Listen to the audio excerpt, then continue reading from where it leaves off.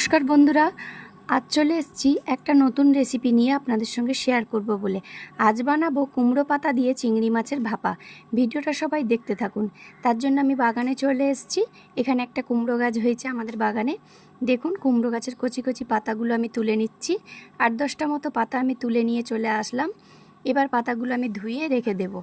আর শিলের মধ্যে এবার নিয়েছি 2 চামচ মতো কালো জিরে আর 2 চামচ পোস্ত। খুব ভালো করে বেটে নিতে হবে। খুব ভালো করে বাটা হয়ে গেলে 2টো কাঁচা লঙ্কা দেব। কাঁচা লঙ্কা দিয়ে আবারও বেটে নেব সরষেটা। এবার চিংড়ি মাছের খোসাগুলো একদম পরিষ্কার করে একটা কাঁচের বাটিতে নিয়ে নিয়েছি। খোসা রাখলে কিন্তু চিংড়ি মাছ খেতে ভালো লাগবে না।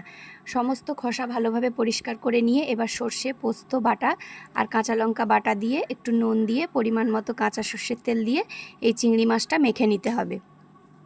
এবার কুমড়ো পাতাগুলো এক এক করে প্লেটের মধ্যে আমি সাজিয়ে নেব। এই পাতাগুলো একদম কচি, তাই আমি 3-4টে পাতা একসঙ্গে দিয়েছি।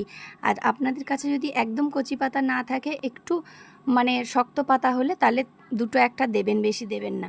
আমি এখানে 4টে করে পাতা দিয়েছি। আর যে চিংড়ি মাছের বাটাটা মাখিয়ে রেখেছিলাম ম্যারিনেট করে, সেই বাটাটা কুমড়ো পাতার উপরে দিয়ে দিলাম। এবার উপর থেকে সাজিয়ে দিচ্ছি চেরা কাঁচা লঙ্কা আর দিচ্ছি একটু সর্ষের তেল, কাঁচা সর্ষের তেল দিলাম। এবার পাতাটা দুপাশ থেকে মুড়ে খুব ভালোভাবে কুমড়ো পাতাটা একটু সরু সুতোর সাহায্যে বেঁধে নিতে হবে, যাতে মশলাটা বেরিয়ে না যায়। এই মশলাটা কিন্তু এই চিংড়ি মাছের সঙ্গে এইভাবেই ভাপাতে হবে। দেখুন আমি সরু সুতো দিয়ে এটা কিভাবে বেঁধে নিয়েছি, ঠিক এইভাবেই আপনারা বেঁধে রেডি করে নেবেন। এবার কড়ার মধ্যে দিয়েছি সর্ষের তেল। সর্ষের তেলটা গরম হলে এই যে চিংড়ি মাছের মাখাটা দিয়ে কুমড়ো পাতাটা রেডি করেছিলাম সেইটা দিয়ে দিলাম। এবার এপাশ ওপাশ উল্টে ভালোভাবে এটা ভাজতে হবে। এটা কিন্তু ভাজতে হবে একটু হালকা জালে। খুব বেশি জোরে জাল দিলে কিন্তু কুমড়ো পাতাটা পুড়ে যেতে পারে, আর ভেতর থেকে চিংড়ি মাছটা মশলাটা কিন্তু সেদ্ধ হবে না, কাঁচা থেকে যাবে। তাই খুব আলতো আলতো জালে আমি কিভাবে ভাজা করছি দেখুন। আপনারা ঠিক এইভাবেই বানাবেন। ঠিক 10 মিনিট পরে এটা চাপা দিয়ে দিয়ে ভাজার পরে দেখবেন এটা দেখতে একদম এরকম হয়ে যাবে, এটা একদম সেদ্ধ হয়ে গেছে, পাতার রং চেঞ্জ হয়ে গেছে।